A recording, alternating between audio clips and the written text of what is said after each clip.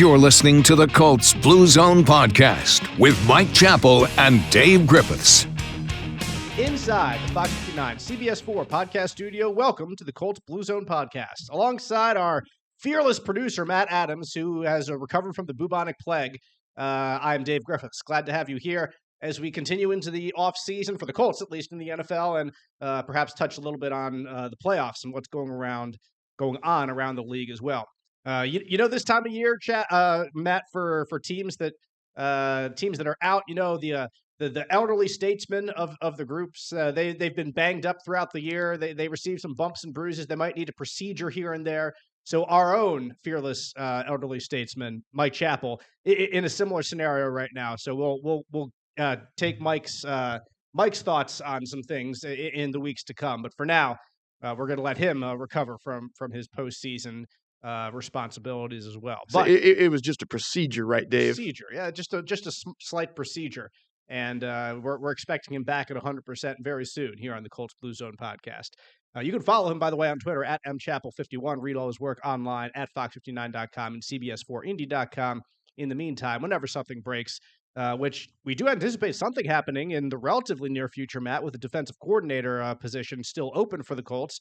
Either news that they have their man, or they are working toward a deal, or because there have been several names that are out there for the Colts in terms of the defensive coordinator.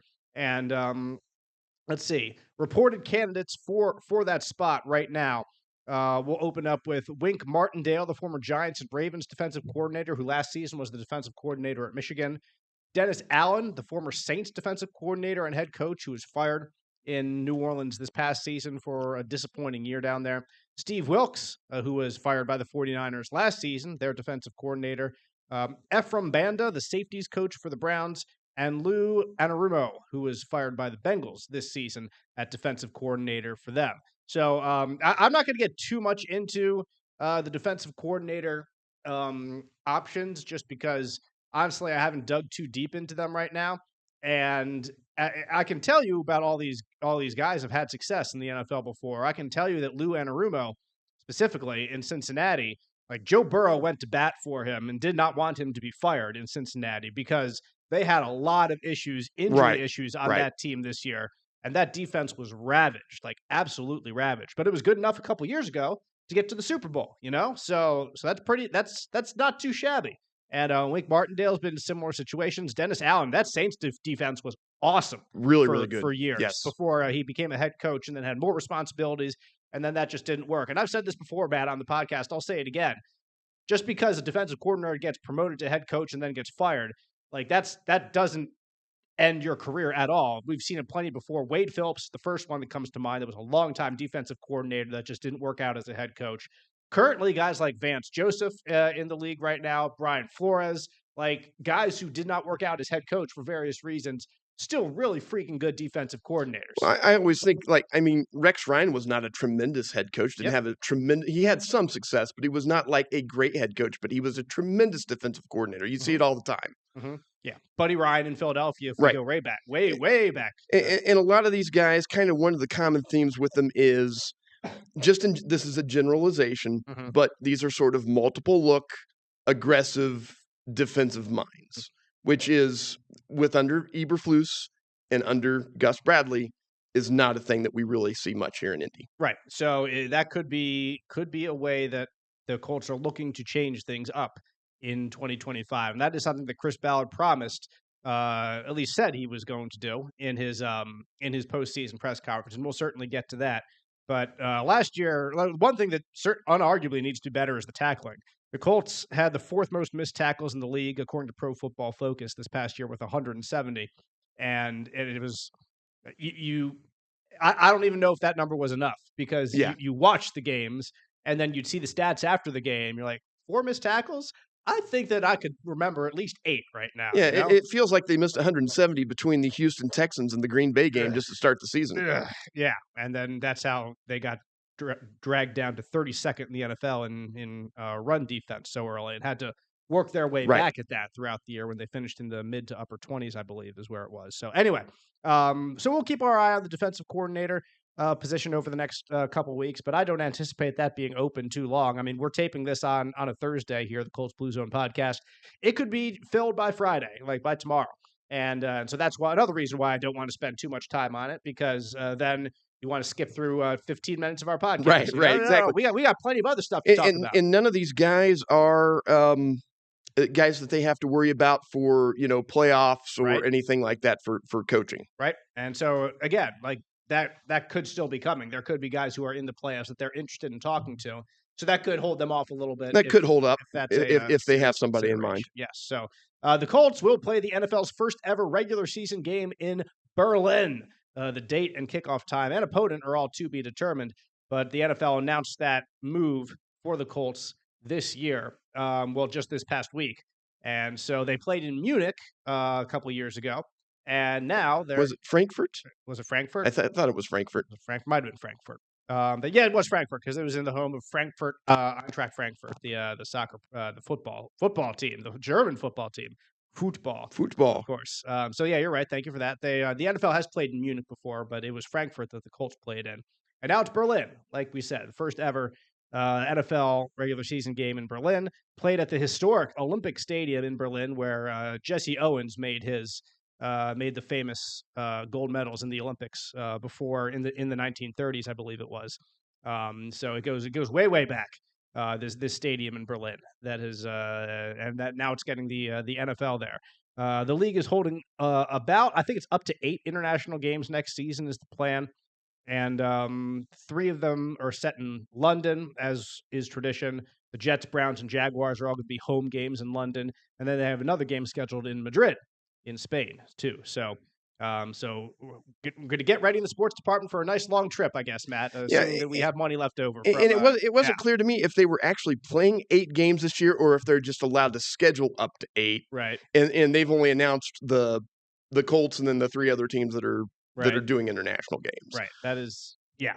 And so we'll see. There could be more. I assume, like they said, the opponent would come out probably in May when they do the schedule release. I assume this will be one of the leaked games ahead of the schedule release because they usually do that with the international slate. So knowing that the Colts will be a home team in that game, we know that their road opponent in that game will be one of 8 teams because we know the Colts schedule next year for their home, or one of 9 games, one of 9 different teams. The Colts as the home team, so one of these will be in Berlin. They play, of course, the Texans, Jaguars, and Titans, as they always do. And then they will play the Cardinals, the Falcons, the Broncos, the Raiders, the Dolphins, and the 49ers. So that's your home slate next year inside Lucas Oil Stadium, -1 of them. -1, yes. Going to be on the road in Berlin.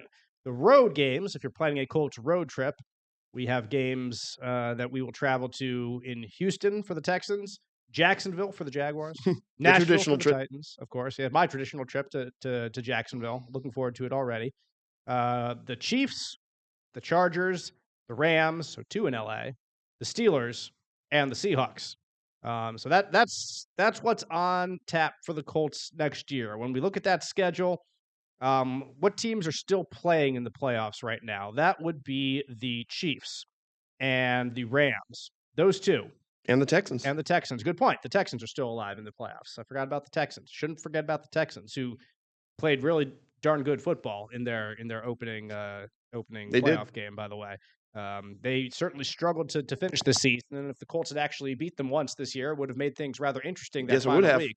But the Texans they certainly appeared to turn things around in quite a remarkable way and eliminated. Was it the Chargers that they played in that first game? Yeah, Chargers looked miserable, man. They looked terrible. That's right. I tweeted out like same old Chargers, and it's true. They were like Jim Harbaugh has had really great playoff success in his NFL career, but that was like, ugh.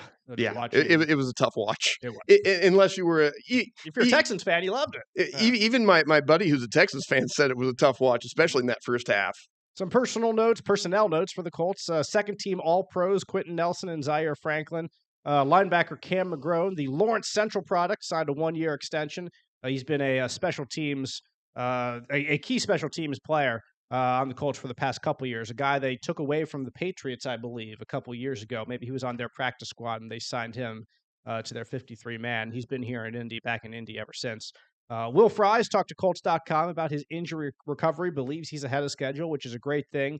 And we've kind of touched on this. Fries was entering a contract. It was a contract year for him. So he's scheduled to be a free agent in March. So unless the Colts get a deal done with him beforehand, he will test the free agent waters.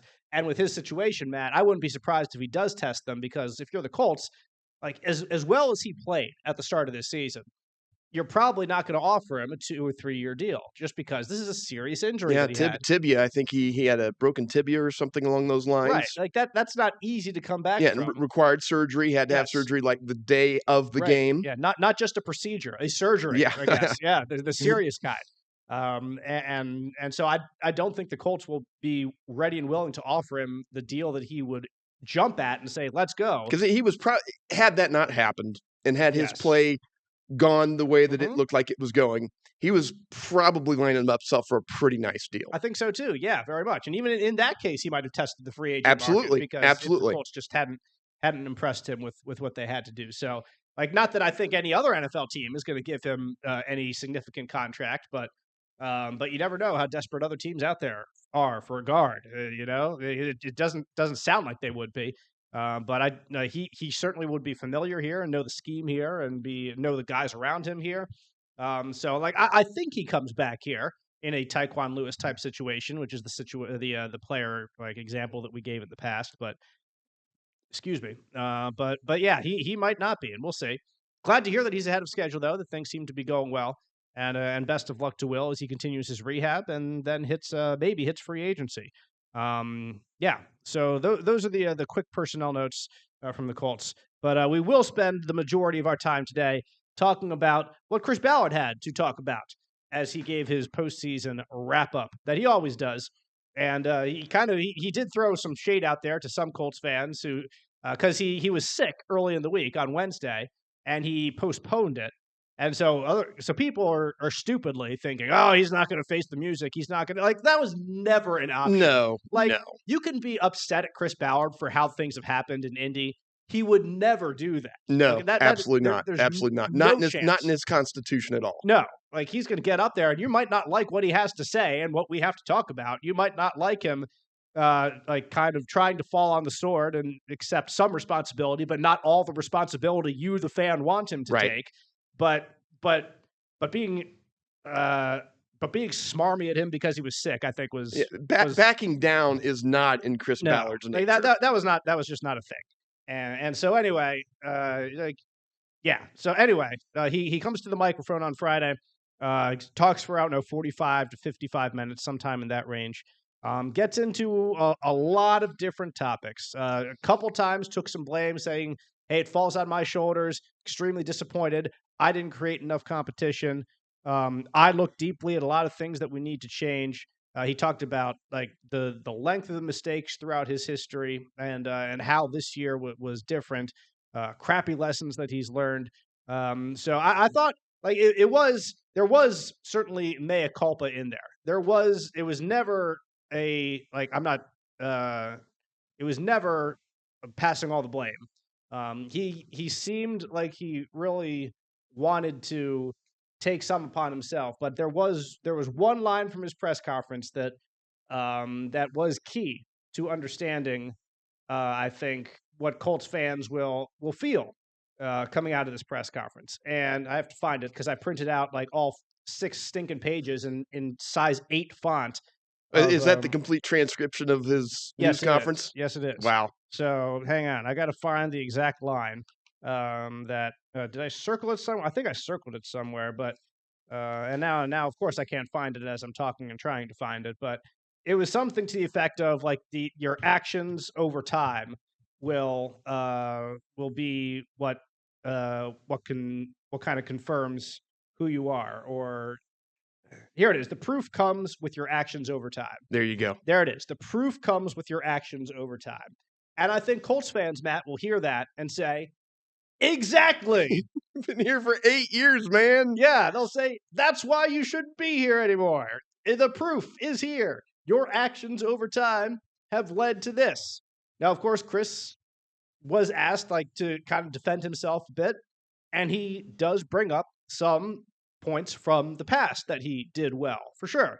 You brought in guys like Justin Houston, who was a productive player in 2019 and 2020. Danico Autry in free agency. That was good. Love to mention the Buckner trade, which the Buckner great trade, move. which was, I mean, move. you gave up a first-round pick for Buckner, and you signed him. So, Buckner has been incredibly valuable for this franchise.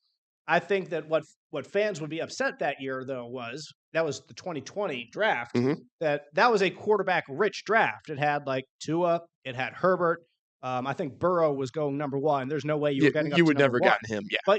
But you were picking somewhere in the 12 to 14 range, and that is not out of possibility to get up to 5 or 6 where some of those guys were taken. So that is the only negative thing I'll say about There's the still a Buckner trade. caveat to it, Yes. is what you're saying. Exactly. There's still a caveat. Even though that was a good move to bring in a key player and a good leader for the defense and a guy who's been productive here in Indianapolis, it comes with, well, you were at the point where you needed quarterback, obviously. You had Phillip Rivers coming in, promised for 1 year. You say you hoped he was here for 2 years, and I get that, but he never promised you 2 years. No, never promised. Nothing's Never promised. once. And then he was done after 1 year. And so you were left kind of in the lurch again and had to move on from there. So again, even some of the good things that he's done come with some caveats there that Colts fans can easily point to and say, yeah, well, that was good, but there's kind of other important positions. And that all goes back to one of the first things that he said in his first press conference in 2017, January, when he was hired. He comes in and talks about it's not going to be about one guy. It's not going to be about one guy. But the great irony of that quote is it's all about one guy. Ever since, it has been about one guy over the past 8 years. It has been about not being able to nail down, figure out, iron out, solidify the quarterback position. And the quarterback position, again, was certainly in the crosshairs as Chris was speaking to us, talking about Anthony Richardson. And Matt, I thought his words on Richardson were probably the best, most honest of this press conference and the most clear-minded, saying that Richardson, he can't stamp him as the future quarterback of this franchise right now. Nothing guaranteed on that. No, he's done some good things, but they need to see more. And I understand giving a guy a third year. I completely do. A guy like Richardson, and that's what they plan to do. But what they won't do, it seems like, is just rubber stamp him as the starter next year. One thing he said is he needs competition, and he wants to bring in competition at that position. So as kind of our Mike Chappell was saying before on this podcast, I do not expect a quarterback like Joe Flacco or a quarterback like who's an older quarterback in the league. I think Joe Flacco is the best example. I do not expect an old quarterback like 38, 40 years old. Andy Dalton, I guess, is another good example. Someone along those lines. I don't expect anyone like that in this scenario. I expect them to go out and get a younger, 20s or early 30s quarterback to you got to push him, actually compete with and push Anthony Richardson to be the starter right now and maybe for the next couple years in Indianapolis. So who's that going to be?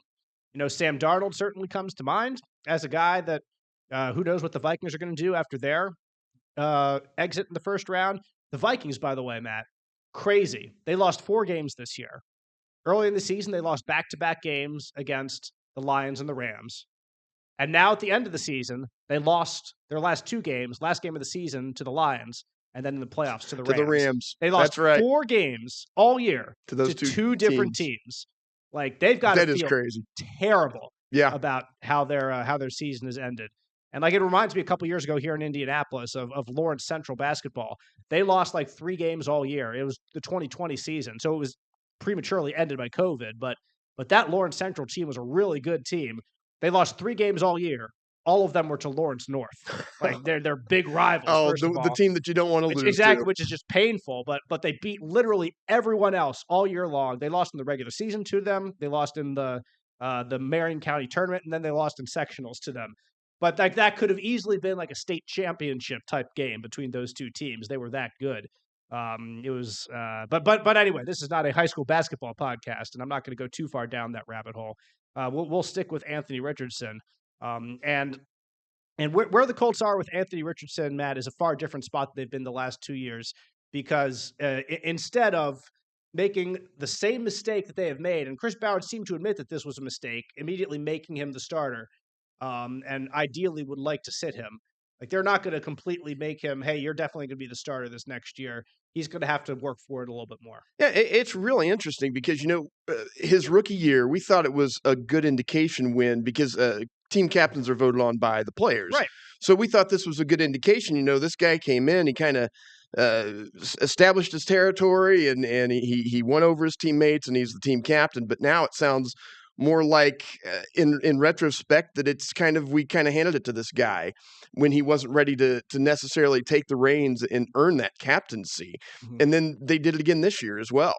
Really interesting, but obviously he has some stuff to work on, and not just the mechanical football stuff, but kind of the preparation. And one thing that I found interesting was Ballard talked about through his career, seeing Richardson as a young player, he always felt that he was playing with poise. Mm-hmm. But once they got to that second game against Houston, the infamous tap-out game, and probably his worst game, I think, that he had this season, just all over the place in that game, he felt like he was drowning was the word that Ballard used. He was drowning, his poise was disappearing, and they had to kind of step in and really hammer down on the preparation, sit him down as a team, and talk to him about some of the things and the expectations that he wasn't meeting.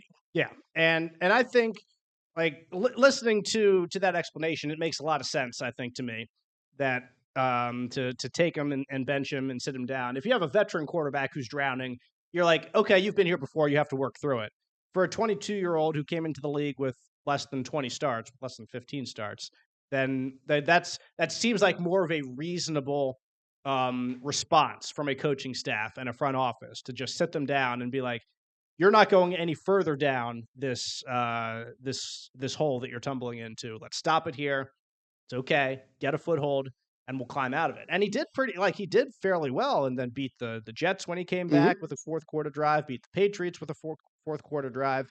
So there were positive signs after that. Didn't play terribly against the Lions, even though that in a whole the offense. Yeah, they didn't get in the end zone early in the game, and that was all she wrote in that one. Exactly, and did not close the season well either. Right, with at the finish. But anyway, with his injuries, and that's also another thing that Ballard kept coming back to was injuries. You need to be healthy, and you got to play 17, and that's it's a similar problem that we've discussed before. You have to figure out how to best coach and play Richardson to keep him healthy, but also to use his talents. And I said this last week, Matt, on the podcast when you were out with the plague to Chap. I said you're injury prone until you're not. And that was our discussion on Lamar Jackson 2 years ago in the offseason about should the Colts try to go out and get Lamar Jackson. And I said then, and I'll stick to it now, that over the previous 2 years, he had played less than 16 games. Or played just about 16 games, like half of what he should. Like he was injury prone at that time. But then the last 2 years, since he signed his big deal, he's played every game. He's been healthy. He's been fantastic. The Ravens and Todd Monken, their offensive coordinator, figured it out how to keep him healthy, how to best coach him to give him the best chance to stay healthy. And he's done that. And with Richardson, I think it falls partially on him because I still think his injury against Pittsburgh, where he turned around to get hit right in the side in the oblique, was just a horrible, horrible decision by him on how to get hit. Like you need to coach that up. And you also need to call the plays so that he has clear expectations for when to take off and run or stay in the pocket, or when it is the must-have-it, quote-unquote, situations to drive like he did against the Patriots, for on 4th and goal or on the 2-point conversion, that you have to give your all. And shove yourself through the offensive line, and if you injuries, be darned at that point. So Yeah, because earlier in the season, we saw a few slides. Yeah. We saw a few, you know what? I'm not going to get any more yards out of this, so I'm just going to go ahead and hop out of bounds. And the frustrating part is, like, we've talked about this before. Yeah, and we have. Our fans and our great podcast listeners will be like, Dave and Matt, you said this all last season, and you're saying it again. That's a problem. And I agree with you. You're absolutely right. That is a problem. The progress that from last year to this year was not significant progress with Anthony Richardson. Like, we saw very big glimpses of hope after year one. We saw some of those again in year two. But in terms of taking a significant step forward, Not there. it didn't happen. If No. you're completing less than 50% of your passes, you have more interceptions than you have passing touchdowns. It was not a pretty year when you look at the entire forest. You can pick out some trees here and there. You can say that pass to Alec Pierce was one of the best passes I have ever seen in my life. You can say that those comebacks on the road against the Jets and the Patriots, those are not great teams, but it's freaking hard to win on the road in the NFL and to come back in the fourth quarter and to have the poise, being a young quarterback, to lead your team in those scenarios and make those plays. Big passes to Mo Alley Cox specifically is the one I remember on a fourth down in New England. But the big picture is Richardson has not done enough, and that's why he's in the situation, and the Colts are in the same situation, to have a third year to really evaluate this and to see if he is the guy moving forward. And if you are to give him the best chance, again, I also said this to Chap, and I'll say it to you to get your reaction. If you want to give him the best chance, it's got to be Operation No Excuses. Do what the Eagles and the Bills did. Like, the Eagles went out and got A.J. Brown for Jalen Hurts in his third year. The Bills went out and got Stephon Diggs for Josh Allen in his third year. You have to give your young quarterback no excuses. It can't be, well, our weapons just weren't good enough, so he's not progressing as well. You need some significant playmakers outside. And I'm not talking about like Michael Pittman Jr., I think, is a really good player. You cannot get somebody less than Pitt and say, Right. well, we went out and got this guy, and we think that he's going to be a really solid addition to the lineup. Like Nick Westbrook-Akine, I think, would be a good example. Like, he scored a good number of touchdowns for the Titans at the end of the season when he got his opportunity to do so. But would you say he's a better wide receiver than Michael Pittman Jr.? No. The answer is no. You can't go out and get another guy to add to that group. It needs to be a playmaker. And this is a dramatic example, a Tyreek Hill in this scenario, who has expressed disinterest in being in Miami. Like, you can't settle for someone who is just another guy to add to the rotation. You need a dynamic guy on the outside that Richardson can develop a relationship with, and maybe a backup quarterback as well. Like they said, they're trying to bring in competition for him there. But it's got to be Operation No Excuses with Anthony Richardson, because this has to be the last year to have his opportunity to cement himself as the starter. I mean, that makes a lot of sense to me. You got Makes sense to me too, dadgummit. you got to set them up for some success, and that means you need playmakers. And then the other thing they need to do, and we can talk about some of the positional needs later, but they have got to get. You've got Josh Downs. That's a great safety blanket to have, but they have got to get something from their tight ends in the passing game. Like you saw what Brock Bowers did, and I know that was probably not the guy that the Colts were going to target, but if he were there, this would be a much different tight end group. You look at just the scintillating play of Tyler Warren that we saw from Penn State, and that's the kind of guy, if the Colts could add a piece like that to the offense, I think that would also be very helpful for Richardson. He's a good player. I'm sure we will talk plenty about Tyler Warren in the coming weeks, and like at the combine and leading up to the draft, because that is an obvious need. One of the Colts' obvious needs. I mean, I'm not a rocket scientist, but I can tell you the Colts need to do something at tight end. Yeah, I can tell you that Tyler Warren is the best patch. If he was put into the Colts lineup right now, he'd be their best pass catching tight end right now. Absolutely. For sure. So Chris Ballard talking about his philosophy, and maybe he got too rigid with it. Saying, quote, coming off a year last year, we were 9-8. I thought the way we were playing really good football at the end of the season. So basically saying the arrow was going up. Mm-hmm. We lost a tough one at Houston, could have gone either way. And so I'm thinking we're trending up. Instead of really creating competition throughout and throwing new blood into the locker room, new players into the locker room, I said, you know what? We're going to run it back. And that was a mistake. It was. I think Buckner said it. He had some comments I thought were excellent about complacency and ego, and he's right. Buck is right, and man enough to say it, which I love.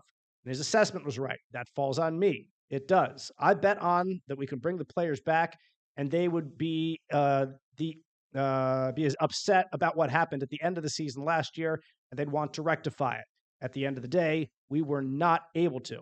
I didn't do a good enough job in creating competition throughout the roster and keeping everyone on edge. And I thought that was a really good explanation and evaluation from Chris Ballard's mouth directly about what happened with this team this year. Like, there were opportunities in the offseason to sign some different guys, to bring in new blood, guys like Daniil Hunter that they missed out on to the Texans.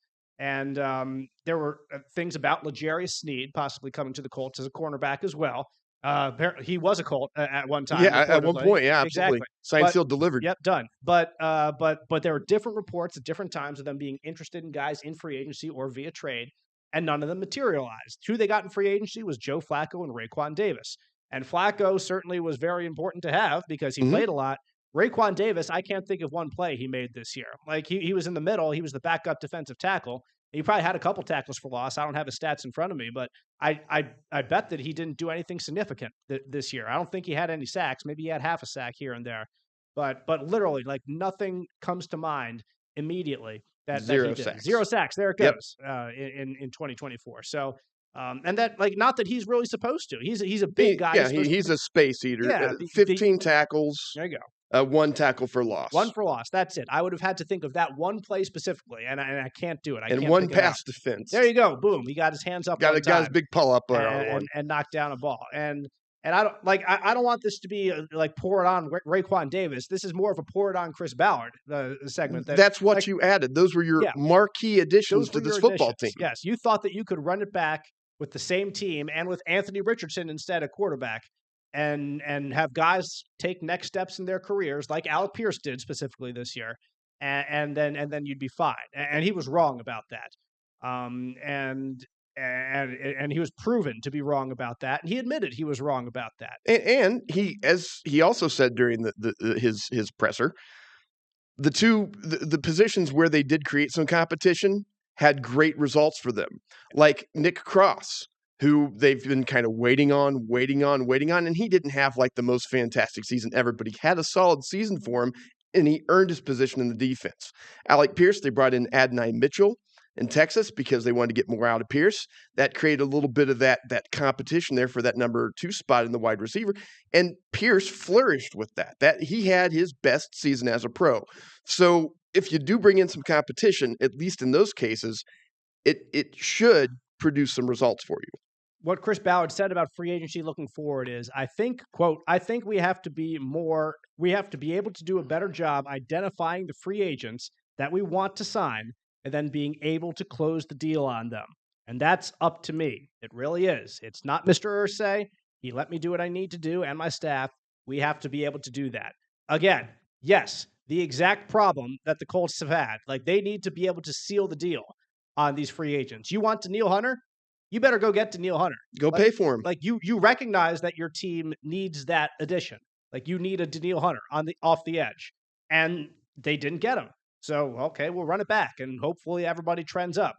And, like, I like Kwity Paye as a defensive end, but not as a pass rushing defensive end.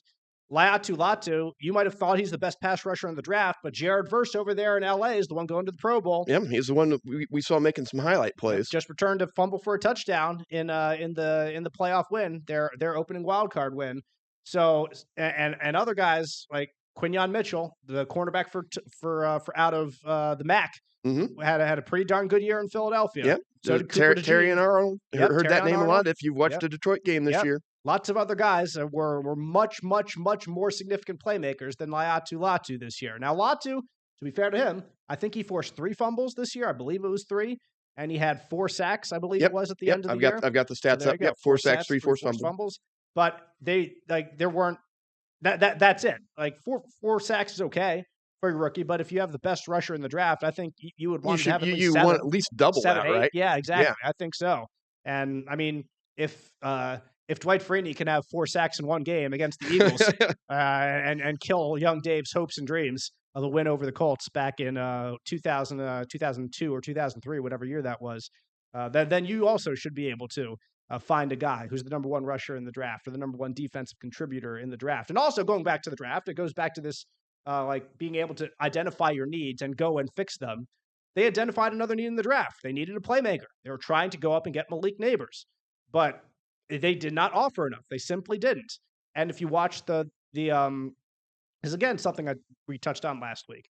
Like if you watch the dang HBO show, the Hard Knocks, yeah, and the Giants take the call and they hear the draft, they hear the offer.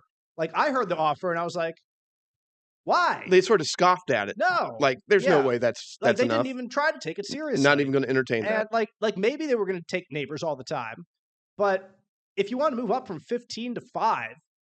It's not going to cost you 2 second-round picks. Like, it's just not. It's going to cost you more than that. Yeah, you got to give up something. You've got to give up a first-rounder. You've got to give up a player. You've got to give up another second-round pick for crying out loud. Like, that's not going to cut it. It's just not. And you have to be willing to make those sacrifices in order to fix the holes on your team. Especially if you really, really, really want a guy. Yep. And if you don't really want a guy, then okay. But there's still that hole on your roster. Right. And like Chris said, right out of his mouth, like he needs to be able to better identify and seal the deal to fill those gaps on the roster that they need to. And again, I'll go back to that quote. The proof comes with your actions over time. And like it's going to start this year over time for Chris Ballard again. Like if you really want to change who you are, like I'm willing to say at the start of this offseason, like, okay, you want to change? Well, let's see it. The proof is going to be in your actions. Yeah, let's see it. Yeah. Another quote, and this goes right along with what you're talking about. But he says, we've got to address and identify the right avenues to acquire the right players that can move the needle. Haven't done that in the last 4 years. Yep, totally. And they haven't. After the last playoff appearance in 2020, there have been just steps backward every year. And I think it goes back to what they did after that 2020 season, which this could be a good time for a Dave rant. There's never a bad time for it, but it definitely goes to another quote that Chris had in his press conference, talking about where is it here? All right, yeah, I kicked myself for taking a couple years to be so dadgum stubborn. If you look back at our good seasons, like 20, I mean, we trade for Buckner, we add Phillip Rivers. 2021, here we go. I mean, even like it sucked how 2021 ended. In 2021, we were a good football team. I know some of y'all would disagree, but you don't go beat 4 or 5 playoff teams. We faltered at the end for some reasons. But we had made some moves then. And then he talks about signing Justin Houston, which he did not play on the team in 2021. No, I was he was on what? 2019 and 2020. We had signed the right people. The guy that they signed that offseason was Xavier Rhodes, by the way. A guy who was he was injured in Minnesota and had just been in the Pro Bowl, but really on a name recognition Pro Bowl season. And you signed him to be your cornerback number 1, opposite Rock Yassin, number 2. And that was your identifying a need and going and trying to fill it. But the problem with Xavier Rhodes is he played 2 games the next year, and then he was done in the NFL. So that year, in 2021, one of the marquee positions, cornerback, number 1 cornerback, shutdown cornerback, take over half the field, was not good enough to play in the NFL because he didn't play in the NFL after that. Another position that we look at, left tackle. You go sign Eric Fisher that offseason. He's another name right there. Those are the 2 marquee additions, offense and defense. From the scratched and dented aisle again. That's right. He had an Achilles tendon tear in the playoffs in January. So he didn't even come back at the start of the season. So you knew you were going through a couple games without your number 1 left tackle.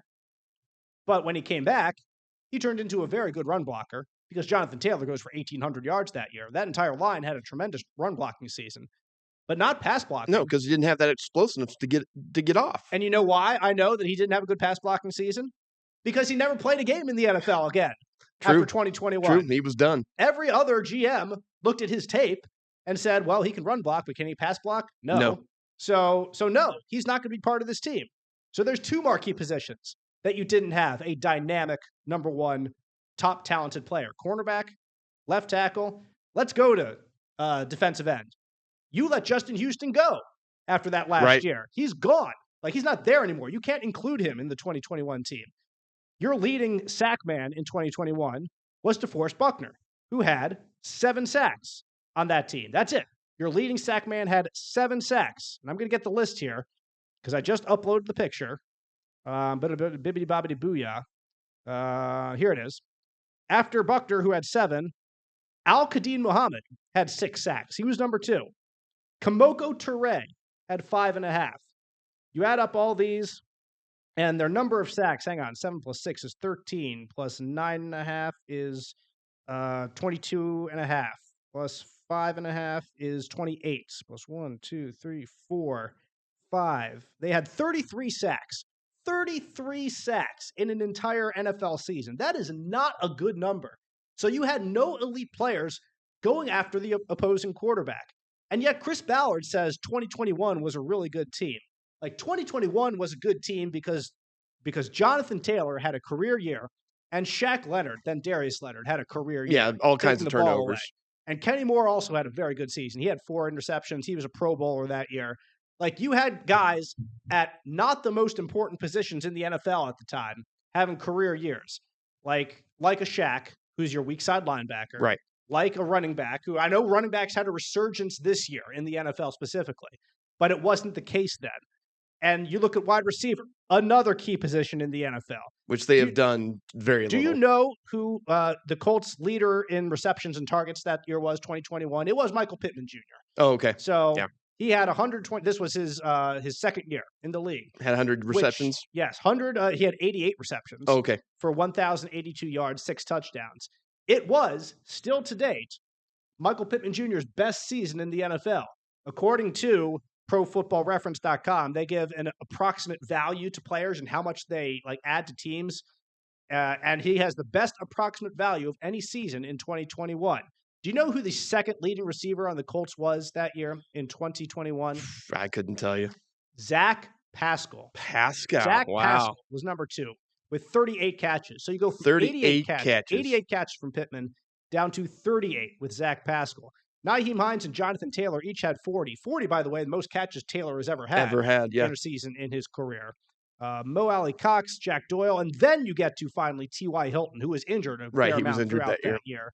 And again, T.Y. Hilton averaged 14 yards per catch that year, had 3 touchdowns. Those are decent numbers. But T.Y. Hilton was a guy who went to Dallas next year, who played in 3 games, had 7 catches, and he was done. So he was done in the NFL. Like, you look at all the important positions, and then quarterback, of course, as well, with Carson Wentz. Like, every single spot there, the Colts were not good enough.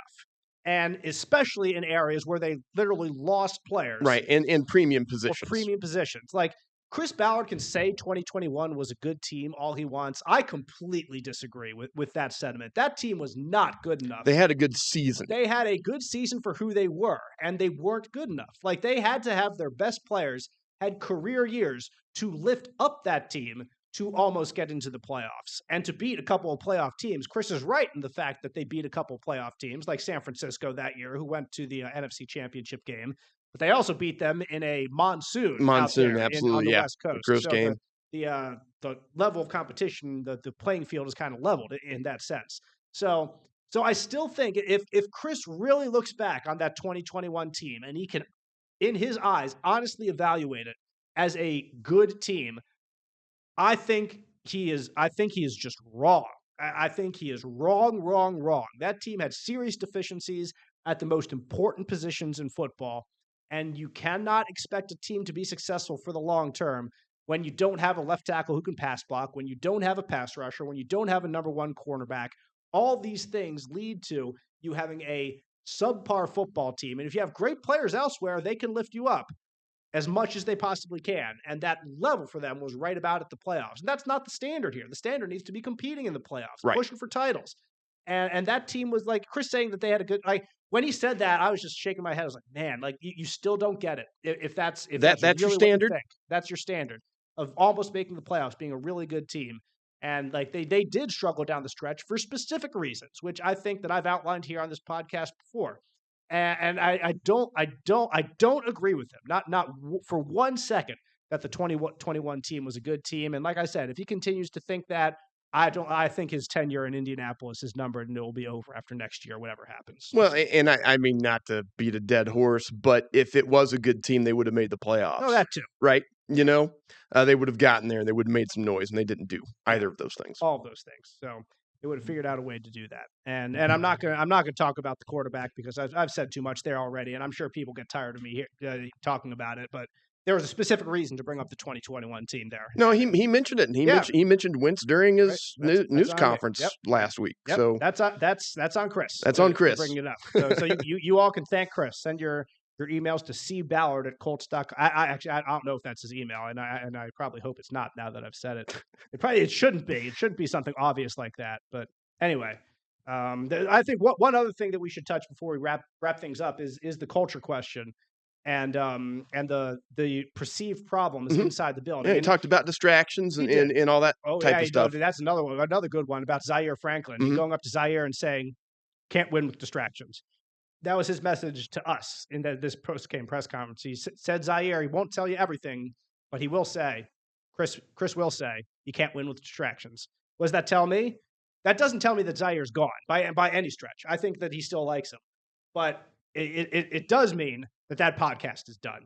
I think that there's an ultimatum laid down before Zaire to say, hey, if you want to do this podcast, you can, but you're not going to do it here in Indianapolis because it turned into an absolute disaster for this last team. Yeah, it was a nightmare because then you had love him or hate him, Pat McAfee was Mr. Colts. Yep. And now you've got Mr. Colts who has a large portion of the fan base behind him, and you're basically butting heads with him, and it was just a bad look. And then you talked about how we would love to play a team like the Giants and just go off on them, and then you go and you lose in such embarrassing fashion to that team. Terrible. It's just such a bad look. Yeah.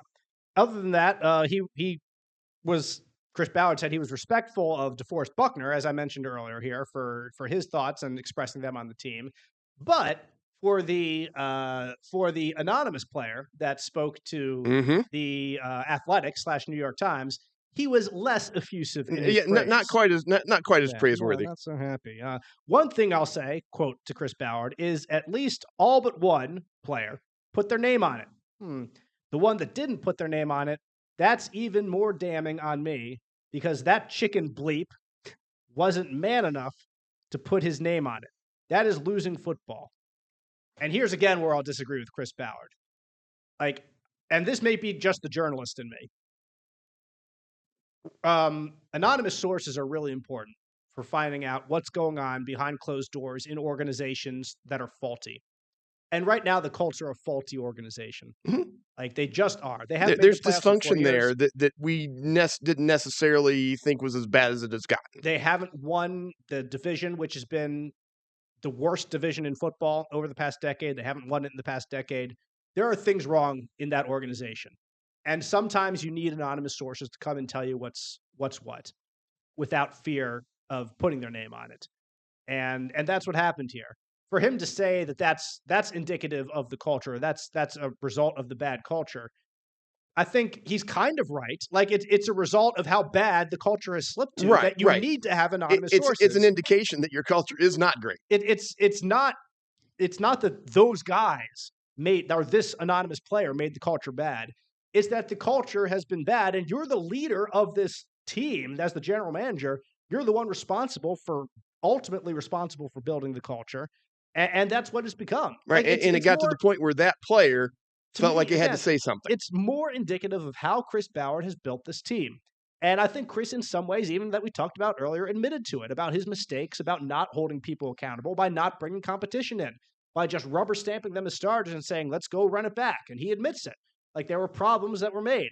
Guys were entitled to their positions. There was too much ego, like DeForest Buckner said, and was referred to as well by the anonymous player who spoke to the New York Times. So this again, to call this player chicken blank, I think that's garbage. Again, it's not on him. This is on you. The culture that was made for the team is by you ultimately. And yes, the guys in the locker room play a big part in shaping it, I think ultimately, but you bring in the guys to shape it.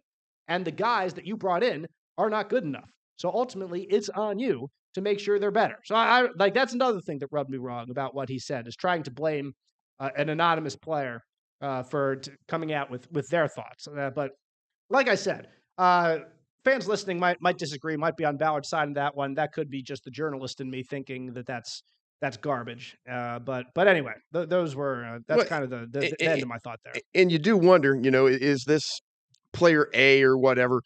Is this someone who did come forward and try to address some of these things with the team, and it didn't get where they thought they should go, and that was kind of their recourse for it. Very much so. It's hard to say. Yeah, I'm not going to get into that too much, but yeah, I think that I have a pretty good idea who it was, and I'm certainly not going to talk about that here. But if it is who I think it was, I think that person would have been listened to. I would hope, but if the person wasn't listened to, then that would be another problem. So anyway, so yeah, that's kind of the biggest, my biggest takeaways from Chris Ballard's press conference. He's coming back for another year. It is Shane Steichen's decision, he said, as to who the defensive coordinator is. By the way, that's what Chris Ballard said. He's kind of going to be in on the meetings, but he said it's Shane's decision. I saw some fans talk about a little bit of a disconnect between Steichen and Ballard, because Steichen said during his last news conference, we're close, and then Ballard said, we're not close. But I think there's some nuance there, because what Steichen was talking about was we were close to making the playoffs this season. Right. And they were. Chris Ballard is talking about being a contending organization as a team. Yeah. And those are two separate things. Very much so. And that goes back to the quote that we got from Joe Flacco after the last game, which was a really, really good quote, talking about, hey, you can fool yourself into believing you're close, but you shouldn't do that, because you can say, oh, these 5 plays go our way, and then we're in the playoffs. But then there's 5 other plays that go your way, and you're drafting in the top 5, basically. So yeah, at the end of the day, at the end of a 18-week season, like, you are who you are. Like, if it was a 5 or 6 game season, maybe you can do that. But that's not what the NFL is. It's a 17-game season. Like, there's plenty of opportunities for you to do well or to have some bad luck go your way. And ultimately, at the end of a 17-game season, typically you are who you are in the record book. And that's the point Joe was making. That, like, you have to admit that you're not good enough in order to get better. So for Chris, yes, like, he could say, we're not good enough. And that's an important first step in order to get better. But again, the proof will be in the action. Right. What will you do to fix that? Like, what happens? If he goes through another free agency, like, Colts fans are going to be ticked. Absolutely. Like, really, really ticked if he goes through another normal free agency by not signing anybody significant, not signing any clear and obvious starters to replace people on this team. It's not going to be pretty for him. And I don't think it's going to be that, because I think Chris realizes the spot he's in, that he needs to take some bigger swings on maybe some more questionable pitches, to use an analogy. But it can't be what it has been in the past. Not that he'd be fired in the month of April or May, because that's not going to happen. But things would reach a boiling point very, very quickly if he does absolutely jack crap in free agency, and the Colts again come out and struggle in September and October next year. I mean, their biggest swing that they've taken the last few years is really Anthony Richardson. You're right. It is. Because that was kind of atypical for the Colts to just kind of, we don't really know a lot about this. This is kind of an unknown entity, but he's got great athletic traits, so we're gonna try it. Yeah, that's about the biggest swing they've taken, but they've got to spend some more money somewhere. Or not necessarily spend money, but they've got to make some moves. Yep, and they have plenty of needs for improvement, and I think that's something we can get into in future podcasts as the off season goes by. I know we've been usually a Thursday podcast outfit throughout the season. We might shift to Wednesdays here in the off season, so just keep that on your all's docket as we transition into the next couple months of combine, free draft, free agency, and all that stuff just ahead. So it'd be mock draft time before you know it, Dave. Yep. I'm gonna have to break out the RAS scores. Can't wait for them to come out. And the guy Mathbomb @Mathbomb, I think is his Twitter handle, who does all the RAS information, and he does just a fantastic job. It's great of making those tools available to the common man, and to see kind of how they stack up, how players stack up against each other and against history in some of those measurables. But that's another podcast for the future. So we certainly appreciate you listening. For Matt Adams, you can find him on Twitter @Statomatty. I'm Dave Griffiths @DaveG_sports. We'll see you next week on the Colts Blue Zone Podcast.